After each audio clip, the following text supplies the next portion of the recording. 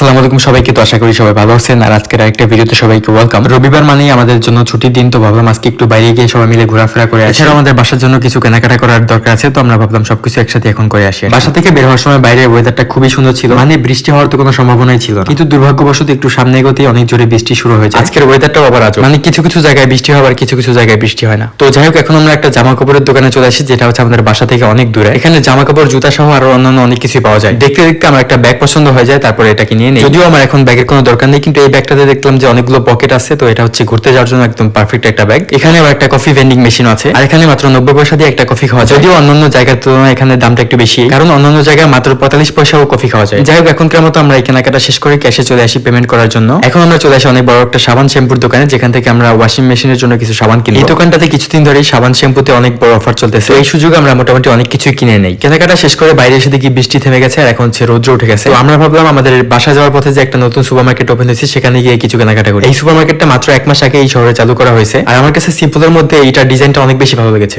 মানে এটার ভিতরের কন্ডিশন এত ফ্রেশ, মনে হচ্ছে যে আজকে আমরা আনবক্সিং করতেছি। এটা ঢুকেই আমি একটা শপিং কার্ট নিয়ে নিই, আর আমরা হচ্ছে আগে কলা দিয়ে কেনাকাটা শুরু করি। তারপরে দেখলাম যে গাজরগুলো অনেক সুন্দর, তো অনেকগুলো গাজরও নিয়ে নিই। ইটালিয়ান খুব কম সুপার মার্কেটে যে অ্যারাবিক খেজুরগুলো আছে সেগুলো পাওয়া যায়, তো যেহেতু এটাকে অনেকদিন পরে পেলাম, তো এটাকেও নিয়ে নিলাম। পেঁপে যে ইটালিতে পাওয়া যাবে এটা তো আমি কখনো ভাবতেই পারি। তো আমরা পেঁপেটাও নিয়ে নিলাম, যদিও এটার দাম পড়েছে বাংলাদেশি প্রায় 800 টাকা। তারপরেও ট্রাই করার জন্য এটাকে নিয়ে নিলাম। যাই হোক, তারপরে আমরা শসা, আদা সহ অন্যান্য অনেক কিছু কেনাকাটা করলাম। তারপর আমরা ক্যাশে এসে লাইনে দাঁড়িয়ে যাই পেমেন্ট করার জন্য। পেমেন্ট শেষ করে আমরা এখন সুপার মার্কেট থেকে বের হয়ে যাই। এখন ভাবতেছি সোজা একদম বাসায় চলে যাব। তো আজকের ভিডিওটা এইটুকুই। ভিডিওটা এই পর্যন্ত দেখার জন্য সবাইকে অনেক অনেক ধন্যবাদ। সবাই ভালো থাকবেন। আসসালামু আলাইকুম।